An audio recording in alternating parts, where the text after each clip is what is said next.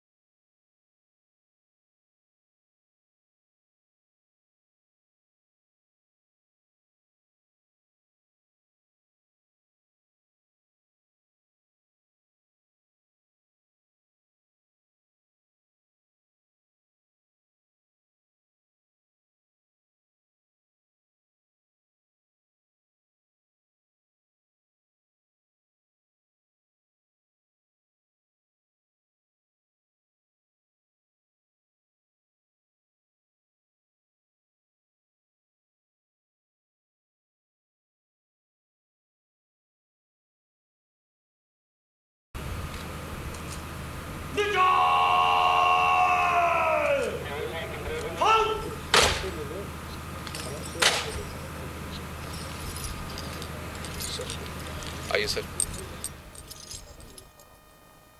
मनाज़िर आप निगरान वज़ीर आला बलोचिस्तान मीर अली डोमकी इस वक्त कायद रेजिडेंसी में मौजूद हैं। ज़ियारत में बानी पाकिस्तान कायद आज़म मोहम्मद अली जिन्ना के यौम विलादत के हवाले से तकरीब का एहतमाम किया गया है और कायद आज़म रेजिडेंसी में परचम कुशाई की जा रही है। सब्सक्राइब करें और बेल दबाएं ताकि कोई खबर रह न जाए।